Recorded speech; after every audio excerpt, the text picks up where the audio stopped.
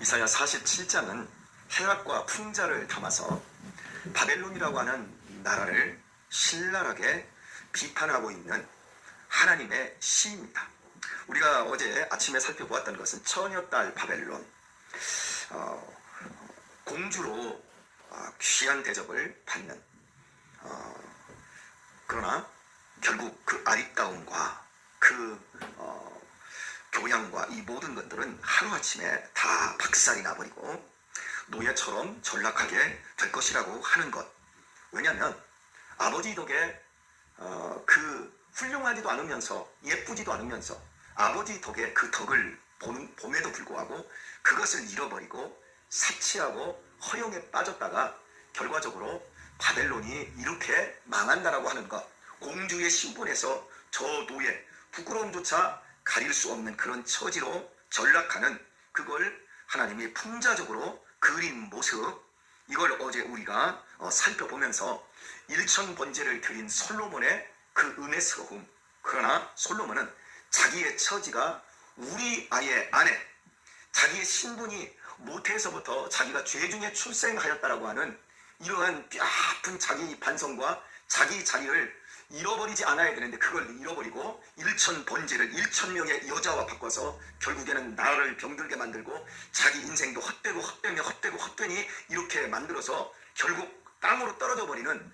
그런 인생의 모습을 우리가 살펴보았습니다. 성전 건축하기 전처럼 교회를 개척할 때의 그런 정신, 내가 가난했을 때 그런 모든 삶을 늘 잃어버리지 않고 다 하나님의 은혜 속에서 내가 하나님 아버지 아들 딸이니까 이만큼 살아가고 있다라고 하는 이 근본적인 정신을 잃어버리게 되면 사치하고 허영심에 빠져서 결국 저 밑바닥으로 수직으로 처박히는 그런 날이 올 수 있다라고 하는 이런 어떤 신앙의 경계를 가져야 함을 이제 적용으로 함께 말씀을 갈무리를 했었습니다.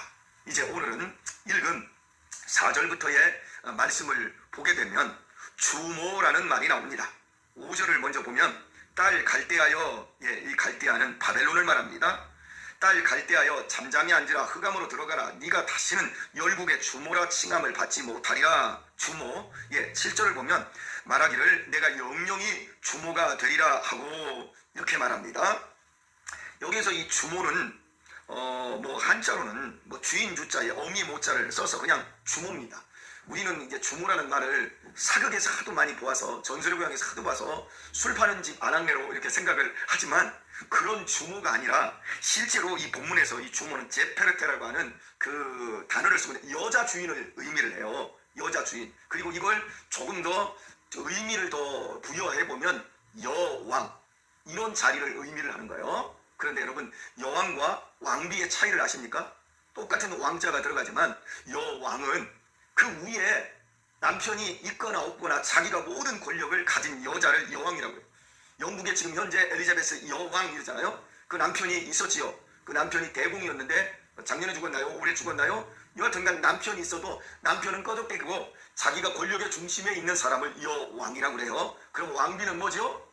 자기가 권력의 중심에 있는 게 아니라 남편이 권력의 중심에 있는 왕이고 자기는 그냥 여왕으로서 그냥 권력을 누리고 나누는 정도밖에 되지 않지 어떤 주권적인 권력을 자기 스스로 누리는 이런 사람과는 다르지요. 그런데 오늘 본문의 주모는 8절을 보면 여왕이 아니라 왕비에 가깝습니다. 왜냐하면 그러므로 사치하고 평안히 지내며 마음에 이르기를 나뿐이라 나 외에 다른 이가 없도다. 나는 과부로 지내지도 아니하며 자녀를 잃어버리는 일도 모르리라 하는 자여.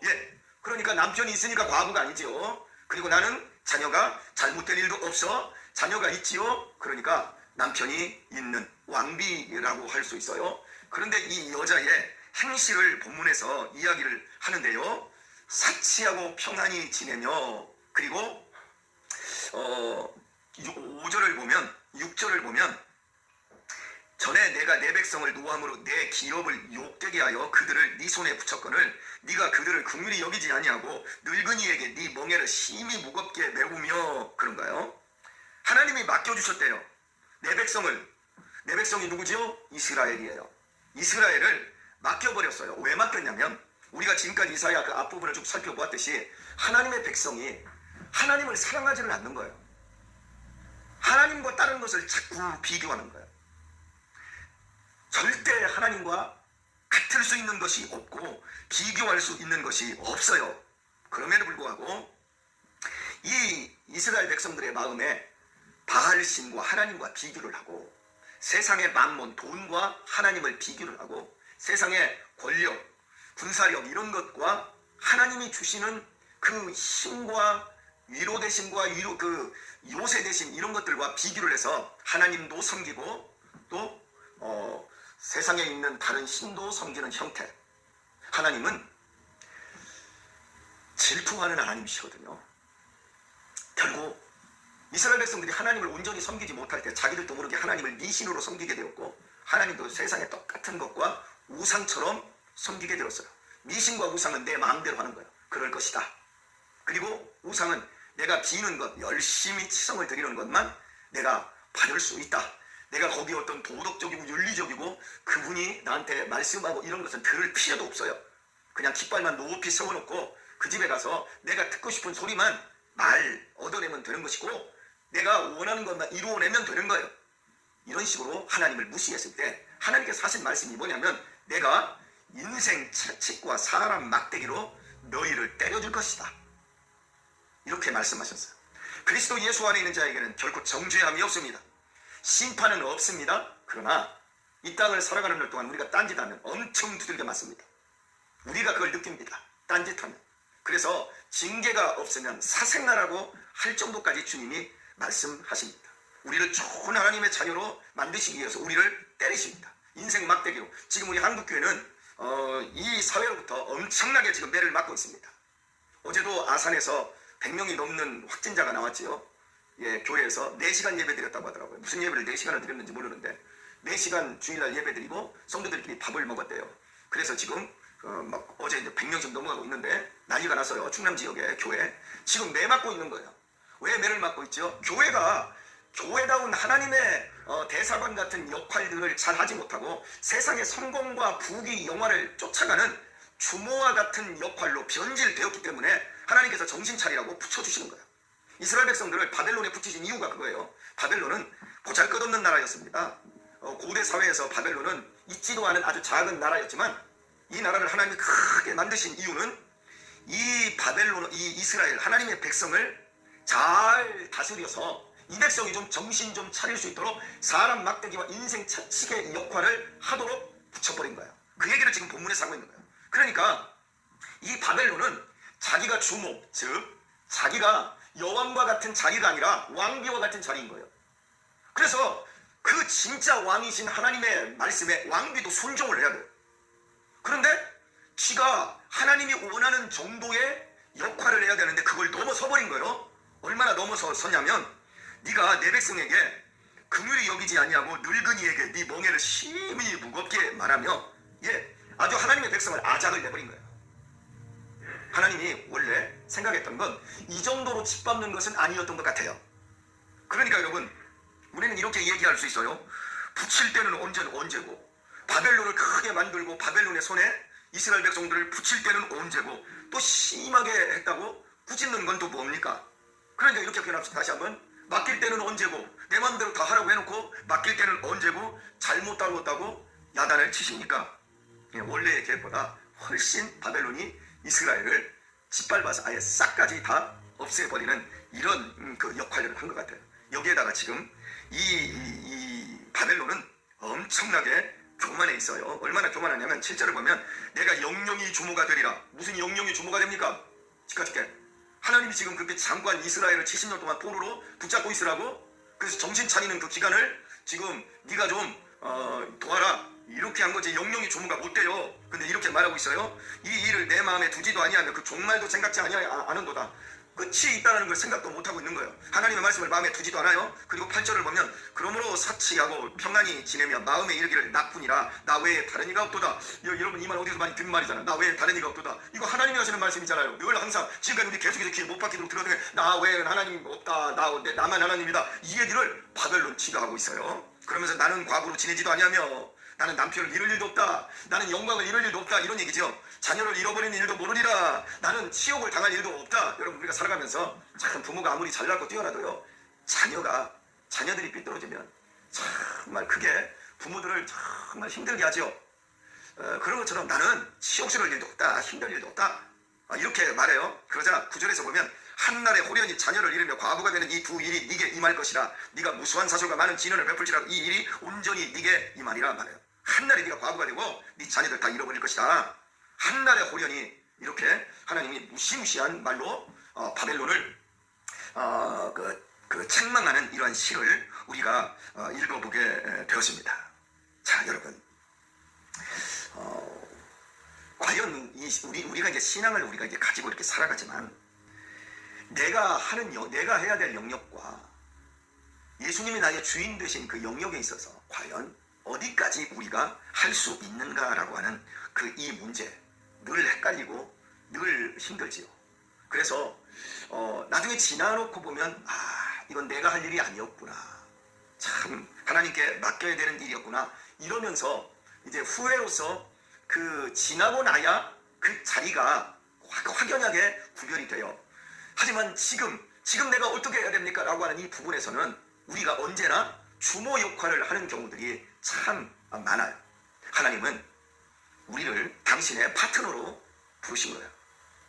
아브라함을 너는 나의 벗이다, 이렇게 말해요. 막 친구라고 말해요.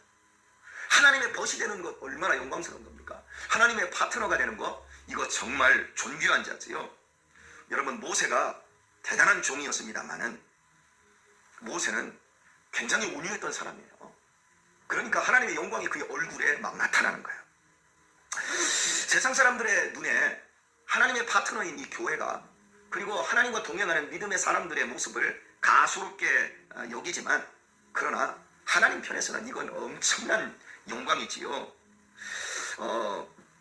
우리가 아무리 하나님의 일을 감당하며 그 일들을 또 훌륭하게 잘 해낸다 할지라도 결코 우리가 주모가 될 수가 없습니다. 하나님이 도우셔야지요. 내가 1인자가 되면 안 되지요. 사울왕과 다윗왕을 한번 비교를 해볼게요. 사울왕은 국민들에게 인기가 이거였습니다. 그가 왕으로 있을 때, 왕으로 세워지는 과정에서 보면 왕을 사울이 하고 싶어서 한 게 아니라 사울은 왕으로 뽑혔을 때도 숨었어요. 행구 속에 숨었어요. 그런 사울왕을 끄집어낸 게 백성들이에요. 그리고 당신이 우리의 왕이 되어주셔서, 왜? 키가 백성들보다 위에 있었거든요. 목이 하나 더 있는 거예요. 엄청나게 기골이 장대하고 얼굴도 시원시원하게 생겼지요. 그리고 사울왕의 통치 그 기간을 보면 우리는요, 다윗이 하나님의 마음에 합한 자다라고 하는 그것 때문에 다윗과 사울을 비교할 때 백성들 편에서 비교하기보다는 하나님 편에서 비교가 되니까 다윗이 훌륭한 통치자라고 생각을 하는데요. 다윗은 오늘날로 이야기해서 여론조사를 하잖아요. 그러면 다윗은 빵점이에요. 빵점. 그런데 사울은 100점이에요. 최소한 80% 90%는 되는 지지율을 받는 사람이었어요.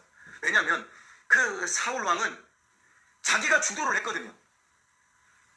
제사도 안 오니까, 그 사무엘이 안 오니까, 기다리다가 안 오니까 제사 내가 할게, 자 하자, 기다릴 필요가 없어요. 화끈하게 자기가 다 책임져 버려요. 백성들이야 좋지요. 그리고 아말렉과의 싸움에서 아무 전리품도 취하지 말라 그랬을 때 사울왕이 어떻게 했지요? 백성들을 위해서 그 좋은 것들 다, 여러분 생각해 보십시다.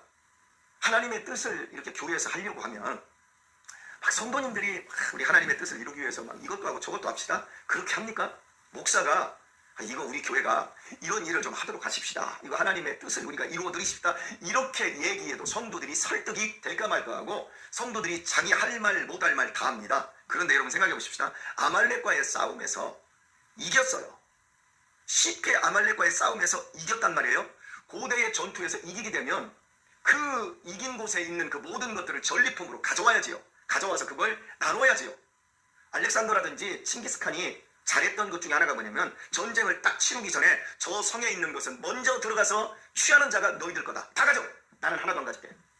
그러니까 들어가서 목숨을 걸고 싸워서 거기 있는 모든 전리품들을 자기의 재산으로, 그러니까 전쟁터에 한번 나가면 목숨을 잃을 가능성도 있지만 떼부자가 되는 이러한 도박이란 말이에요. 이걸 잘했단 말이에요. 이걸 잘 나눠줬단 말이에요. 그런데 자 보세요. 하나님이 아무것도 가지지 마라, 그거 다 내 거다, 다 불질러버려라, 아말렉은 나의 원수니라. 그런데 백성들이 저거 왜 불질릅니까? 아니 사람은 죽여도 되겠지만, 아니 왜 저 소나 양이나 저런 염소는 저게 하나님 거지. 우리 다 가져가십시다. 해가지고 백성들의 말을 들어요. 그러다 하나님의 막 책망을 받으니까 그거요 제사 지내려고요. 이렇게 말해요. 그러니까 보세요. 여러분은 지도자를 볼 때 책임을 지도자가 잘 지면서 일을 시원시원하게 화끈하게 일을 밀어붙이면서 여러분에게 많은 성공과 번영을 가져다주는 지도자, 이 지도자를 여러분은 원합니다. 그 지도자가 사울이었어요. 그러니까 백성들이 막 사울을 따라다녔어요. 그런데요, 다윗 왕은요, 왕이 되고도요, 헤브론에서 나오지를 못해요. 사울 왕이 죽고도 7년이나 이스라엘 전체 왕이 되지 못하고 헤브론에서 자기 지파, 유다 지파 내에서 왕이 돼가지고 비리비리 그러고 있어요. 그러다가 10년이 넘어갈 무렵에 헤브론에서 예루살렘으로 나와서 드디어 12지파의 왕으로 등극을 합니다. 백성들이 치지를 않는 거예요. 왜 그럴까요? 그 이유는 다윗은 싸움으로 나갈 때 어떻게 하죠? 지가 결정해서 야 이건 이렇게 해서 나가자고 결정을 합니까? 싸움을 나가려면 어떻게 하죠? 항상 성전에 가서 먼저 기도부터 해요. 그러면서 하나님 나갈까요 말까요? 하나님 어떻게 할까요? 여러분 장군들 입장에서 깝깝하죠. 지금 쳐들어왔으면 나가는 건 기정사실이니까 군대 모아서 빨리 나가야지요. 좀 빨리 해야지요. 이건 맨날 말씀만 읽고 있고 무슨 정책을 세우자고 하면 다윗은 한다는 말이 야 목사님 불러라. 무슨 말씀 듣고 다시 한번 기도회를 좀 하자. 여러분 깝깝한 거예요 백성들에게. 그런데 하나님께서 누구의 편을 들어주시죠? 누구를 롱런하게 하시죠? 다윗이에요. 사울은 자기가 주모가 되었어요. 그러나 다윗은 끝까지 자기가 하나님의 파트너라는 걸 알았어요. 그래서 하나님께 물었어요. 여러분 다윗이 얼마나 깝깝한 인물이었으면 그의 아들 압살롬이 어떻게 하죠? 왕의 자리를 빼앗아요. 쿠데타를 일으켜요. 쿠데타를 일으켰을 때 보세요. 아버지가 아들에게 쿠데타를 일으켰으면 백성들은 누구 편에 서야죠? 아들 편에 서야 됩니까? 아버지 편에 서야 돼요. 백성들의 마음이 다 압살롬에게로 돌아가요. 그 이유가 뭡니까? 다윗은 백성들이 보기에 깝깝한 사람이었어요. 여러분의 자녀들이 볼 때 여러분은 시원시원한 사람일까요? 깝깝한 사람일까요? 여러분은 자녀들에게 시원시원한 사람이 되기를 원합니까? 아니면 깝깝한 사람이 되기를 원합니까? 오늘 이 자리에 나오신 분들은 제가 압니다. 자녀들이 보기에 여러분은 깝깝한 사람이고 앞뒤가 다 막힌 분들이에요. 오늘 인터넷으로 설교를 듣는 분들은 자녀들이 보기에 좀 시원시원한 부분들이 있는 분들도 계실 겁니다. 그러나 이 자리에 지금 나오신 우리 여러분들만큼은 제가 확실하게 합니다. 자녀들이 보기에 우리 아버지, 어머니는 하나님밖에 없어. 말씀밖에 없어. 맨날 신앙 얘기에 세상적으로 시원시원하고 뭔가 해답을 확실하게 주는 분도 아니야. 맨날 기도하라니 너 하나님께 나가야 된다. 말씀 들어야 된다. 여러분 속지 마십시오. 세상적으로 시원시원하고 화끈하고 우리를 좋은 뭐라고 할까요? 세상적으로 아주 괜찮게 해주는 그런 부모가 아니라 여러분 자녀들에게 좀 깝깝한 철 모르는 자녀들이 좀 깝깝할지라도 믿음 안에서 하나님의 파트너가 될 수 있기를 바랍니다. 이게 복이에요. 이게 나중에 보면 사울 왕처럼 결과가 만들어지는 사람들도 있고 하나님께서 나중에 다윗 왕처럼 높이고 아름답게 하시고 세워주시는 그런 사람도 있습니다. 하나님이 우리의 왕이 되게 하십시다. 나는 계속해서 이 하나님의 영광스러움. 그러니까 여러분 사람이 성장하고 사람이 이 땅에서요 어떤 성공과 번영을 누리고 그것을 가져다주는 지도자를 우리가 원하지만 실은 하나님이 우리에게 요구하는 건 뭐냐면 우리를 변화시키는 걸 원하세요. 우리를 좋은 하나님의 자녀로 만들어가는 걸 원하세요. 오늘의 말씀을 맺겠습니다. 제가 조금 깝깝한 면이 좀 있지요? 아닌가요? 시원시원합니까? 제가 별로 인기가 없지요? 아니 인기가 있나요? 좀 무섭습니다. 사람이 언제 자랍니까? 참고 인내하고 견디고 자기를 비우고 이럴 때 우리가 자라나요. 내가 좀 더 기다릴 때 하나님이 일하시는 게 드러나지. 사울왕처럼 자기가 제사 지내버리고 자기가 백성들의 마음을 다 만져버리고 이러면서 이것도 잡아오고 저것도 가져다 주고 이러면서 그럴 때는 하나님이 일하시는 영광스러운 모습이 전혀 드러나지 않습니다. 그러나 좀 깝깝하더라도 다윗처럼 참고 기다리게 만들고 좀 위험하더라도 믿음으로 일하게 만들고 그러면 하나님의 일하심이 반드시 나타나고 드러나지요. 그리고 그 안에서 우리는 성숙해가고 아름다워지고, 여러분 계속해서 우리 성도님들 여러분의 자녀들에게 깜깜한 사람, 다윗처럼 좀 깜깜하고 답답한 사람, 앞뒤가 좀 막혀있는 사람, 그 부분이 전혀 무너지지 마시고 하나님께서 일하시고 하나님께서 역사하시는 우리의 주모자는 하나님이심을 기억하시며 오늘도 여러분의 있는 그 삶을 기쁨과 감사로 일구어내시기를 예수님의 이름으로 축원합니다.